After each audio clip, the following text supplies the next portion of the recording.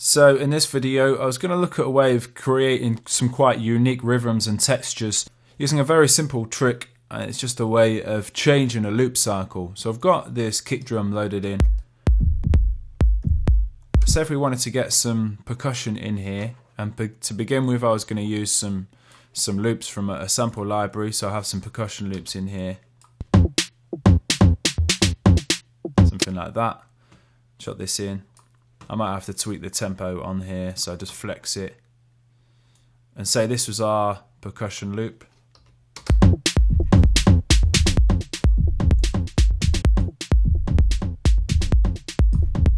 If I have that looping over, the rhythm might get a little bit monotonous. We wanted that looping kind of element, but just the subtle variations. So something we could do here is rather have this loop over 8 beats or 2 bars as it is at the moment. Maybe change the loop length to 5 and then just copy and paste this over, and then we're going to get this ever-changing rhythm.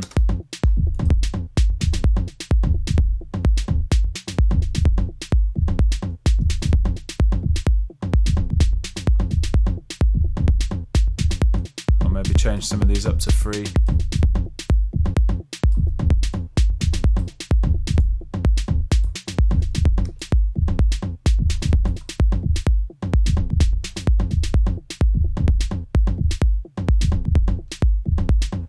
And you could do something like that. So there is an element of it repeating itself, the loop over after 9 bars, and then just kind of duplicate that up really. So let's add in some tops now. So it might even be interesting to do it with something like that. And we'll need to flex this again.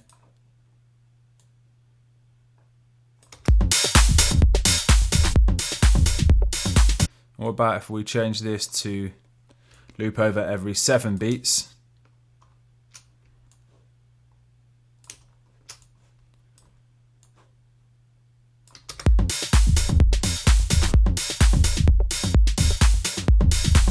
So you get that interesting kind of shake there.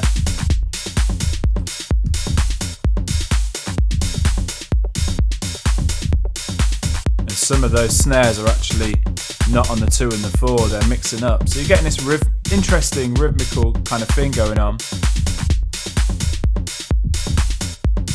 I noticed you can also do this with if I load in a software instrument here, and something I love to do with Machine and the Machine drum synths is use percussion and the shakers and have a little shaker loop going on. So say if I load it in very quickly,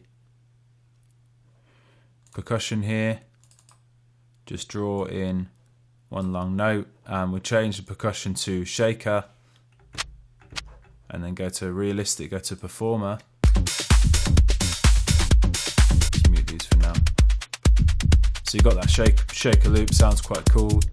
You can mess around with some of these parameters, accent release and the tune and stuff. If we go to advanced here, we can change the rate to say 8ths or quarter notes or 16ths.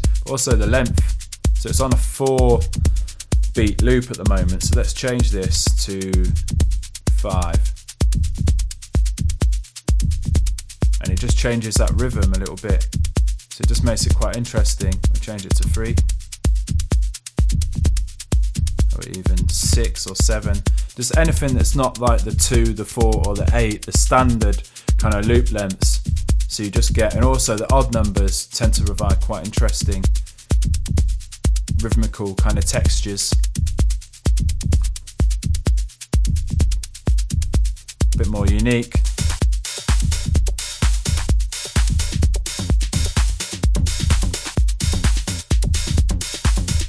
And it just provides quite a nice groove. So you can also apply this technique to synths or sequence sounds. So I'm going to load up very quickly an instance of Silent, because I know the default patch on Silent is this arpeggiator sound, so take the delay off. So at the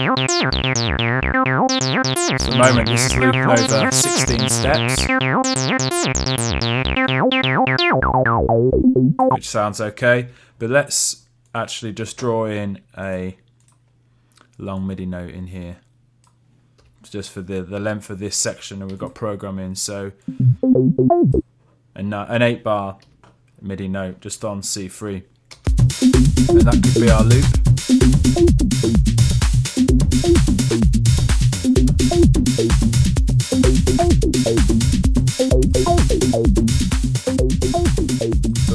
So this kind of gets a bit boring, a bit stagnant.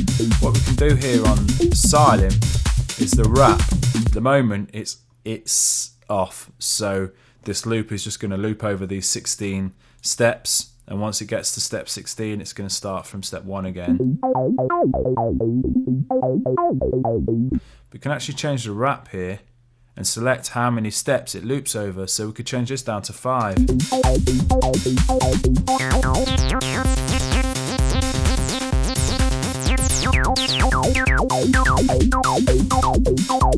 3. Something really rolling.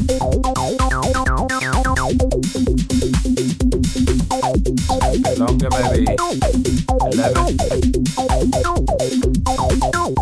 And you just get that more interesting rhythmical element.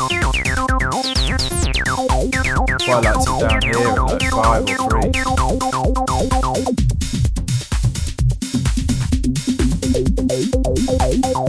Sounds pretty cool, high resonance.